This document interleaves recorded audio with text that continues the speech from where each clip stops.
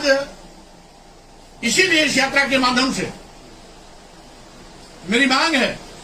केंद्र और प्रदेश सरकार से कि हिंदू मुस्लिम मस्जिद में मंदिर खोजने और औरंगजेब के प्रकरण उछालने से समस्याओं का निदान नहीं होना है। लगातार माननीय मुख्यमंत्री जी जैसे लगता है इस क्षेत्र में पीएचडी करके आए हैं। वो जब देखिए सोते उठते जागते बैठते हमेशा हिंदू मुस्लिम मस्जिद मंदिर, कभी बाबर की औलाद कभी औरंगजेब आदि आदि कह करके देश की जनता की आंख में धूल झोंकने का काम कर रहे हैं। जबकि आवश्यकता है बेरोजगार नौजवानों को रोजगार दिलाने का, महंगाई पर प्रभावी अंकुश लगाने का, किसान समस्या हल करा करके न्यूनतम समर्थन मूल्य घोषणा करने का, छूटा जानवरों से फसल को चराने से बचाने का, महंगी शिक्षा को खत्म कर वन नेशन वन एजुकेशन की व्यवस्था लागू करने का, साथ ही साथ एससी एसटी ओबीसी माइनॉरिटीज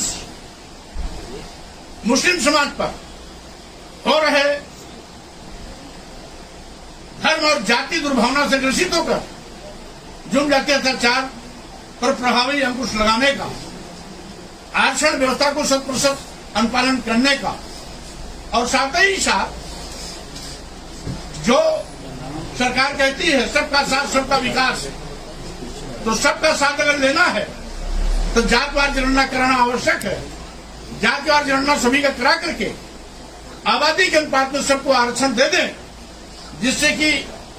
भर्ती में किसी प्रकार की धांधली का गुंजाइश न रह जाए। इसी के साथ ही साथ जब भी चुनाव होते हैं, उपचुनाव हो या आम चुनाव, ईवीएम पर उंगली उठती है। तो अगर ईवीएम पर उंगली उठती है, लोकतंत्र पर उंगली उठती है, तो स्वाभाविक रूप से निर्वाचन आयोग और भारत सरकार को इस पर पहल करनी चाहिए कि जहां से ईवीएम की शुरुआत हुई, जब उन वेस्टर्न कंट्रीज में ईवीएम को लोगों ने बाय बाय टाटा कर लिया और बैलेट पेपर के माध्यम से वोटिंग सिस्टम शुरू कर दिया, तो यहां पर भी ईवीएम से मुक्ति दिलाकर बैलेट पेपर के माध्यम से वोटिंग करना चाहिए। इन सारी मांगों को लेकर के ये यात्रा हमारी प्रदेश में लगातार चल रही है और आज दूसरे तीसरे चरण की कार्यक्रम की जानकारी भी मैं आपके माध्यम से पूरे प्रदेशवासियों को दे रहा हूं। साथ ही साथ हमारी एक मांग और भी है कि आज जो श्रम का शोषण हो रहा है, 8 घंटे कड़ी मेहनत के बावजूद graduate, post graduate, BTech, BBA, MBA तमाम लड़के 8,000, 10,000, 12,000 पर नौकरी करने के लिए मजबूर हैं। उनको सरकारी कर्मी घोषित कर पूर्णकालिक वेतन दिया जाए। साथ ही साथ मानदेय पे काम करने वाले आशा बहुएं, आंगनबाड़ी कार्यकर्ती, सहायिका, शिक्षा मित्र, पंचायत मित्र आदि आदि को सरकारी कर्मी घोषित कर इनको भी गवर्नमेंट एम्प्लॉई की भांति पूर्ण वेतन का भुगतान सुनिश्चित किया जाए। इन सभी मांगों को लेकर के अब कल से मेरी दूसरी यात्रा शुरू होने जा रही है और उसी कंटिन्यूएशन में 10 से लेकर के 14 तक कानपुर मंडल और आंशिक आगरा मंडल के जिलों का भी भ्रमण प्रस्तावित है।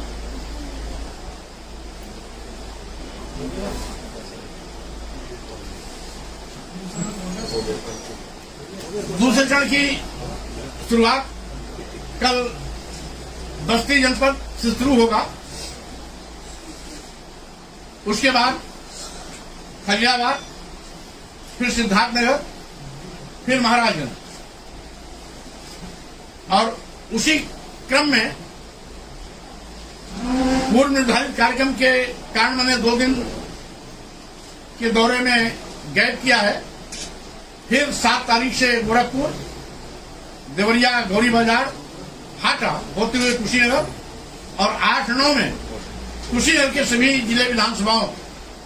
के भ्रमण कार्यक्रम, और फिर उसके बाद 10 से लगातार कानपुर के कन्नौज, फर्रुखाबाद, मैनपुरी, इटावा, औरैया, कानपुर देहात और कानपुर नगर के सभी जिलों में तीसरे चरण की यात्रा की जाएगी। सर, वक्त संशोधन बिल कल सरकार पेश करने वाली लोकसभा में, किस तरह आप देखें? भारतीय जनता पार्टी समर्थन है वक्त बिल के? ये संशोधन वक्फ प्रॉपर्टी के खिलाफ जो सरकार लाने जा रही है, ये कहीं न कहीं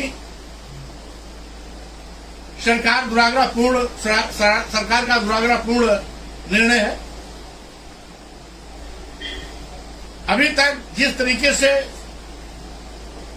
वक्फ बोर्ड काम करता रहा है, उसको पूर्व की भांति यथावत काम करते रहने दिया जाना चाहिए। सरकार इस बिल को लाकर के वक्फ बोर्ड की संपत्तियों को कहीं न कहीं अपने दुरुपयोग करने, मनमाने तरीके से उसको बेजा इस्तेमाल करने के दुरुपयोग की पूरी संभावनाएं हैं। इसलिए भारतीय जनता पार्टी सरकार के इस संशोधन बिल का विरोध करती है, और साथ ही साथ जो वक्फ बोर्ड का पूर्व का उसके क्रियाकलाप है। पहले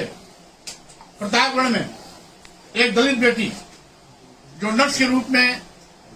काम करती थी, बलात्कार करके हत्या कर मौत के घाट उतार दिया। अभी 2 दिन पहले मैं फतेहपुर का दौरा करके लौटा हूं, वहां पर भी इसी प्रकार से 28 साल के नौजवान को दबंगों ने पीट के मार डाला। यही नहीं, आजमगढ़ में एक नौजवान की पुलिस कस्टडी में हत्या हुई